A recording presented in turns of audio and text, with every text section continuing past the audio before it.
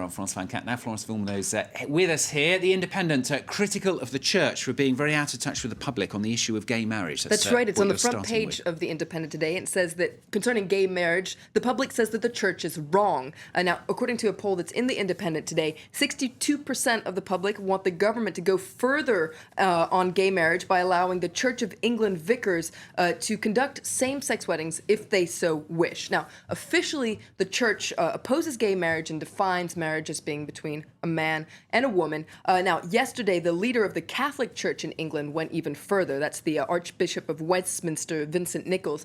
He used his Christmas sermon to attack David Cameron's plan to extend gay marriage, and he warned that this plan would create a sham version of marriage. And The Independent is very critical of him.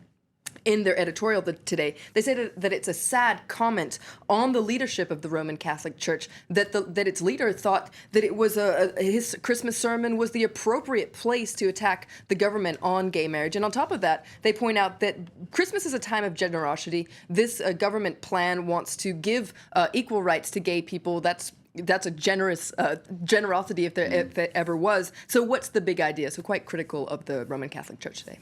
OK, Ashog allows that reacting to the controversial adoption of a new constitution in Egypt. He pulled that out too. That's right. They're looking at the implication of voting yes, and they say that the fact that 64% of people voted yes on this new Egyptian constitution has wide-ranging implications. First of all, it gives, given the comfortable percentage, it gives a good indication of how the outcome of the parliamentary election will be, and according to Ashar al-Awsat, the Islamists are likely to have 60 to 70% of the parliament.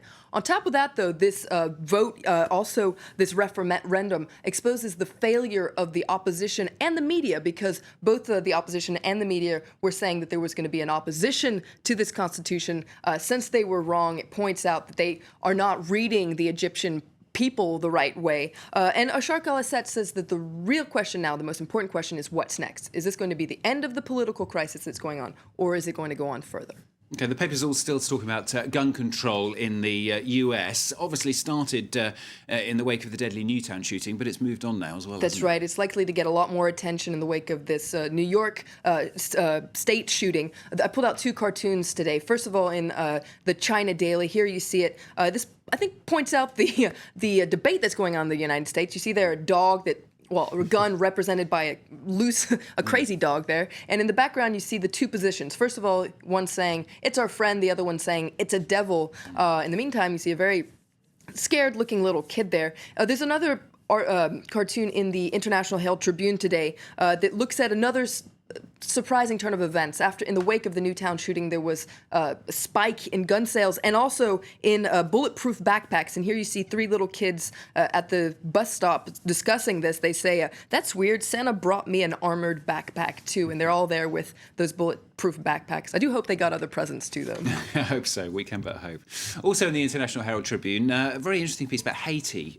3 years almost now after the devastating earthquake there. I can't believe it's so long ago. Yeah, it says that Haiti is still waiting its new life. And it says that in the aftermath of this earthquake on January 12th, 2010, there was an outpour of international aid. At least $7.5 billion were put out there. A lot of people are wondering, where is the money, though? Because there were all these lofty ambitions. People not only wanted to repair Haiti, but rebuild it, remake it into a new country. But 3 years later, people are still wondering, when is that reconstruction going to happen? And finally, Florence has pulled something out of The Guardian. This is looking at the Chinese government's latest investment, rock music. That's right. The government is investing 2.2 billion euros in what it calls the China Music Valley. Now, this will be a complex that has not only an arena, but recording studios, etc. Basically, the government feels that their culture industries, whether it's music, film, etc., aren't up to speed with their economic advances. And so they're investing in culture, music, film. They say that culture is a national priority. The film industry is starting to do quite well, but music isn't so much. According to an article in The Guardian, a lot of this has to do with piracy, but also the heavy hand of the government. Basically, the government is helping musicians, but having too much government influence isn't that cool. You're a musician yourself. Good idea, do you think? Well, we'll see. It's true that too much government influence, you need to have creativity flowing. Very, very true. Florence Villeneuve, thanks very much with the international papers here on France 24. That's the latest from us. Another bulletin in under 15 minutes' time. Do stay with us if you possibly can.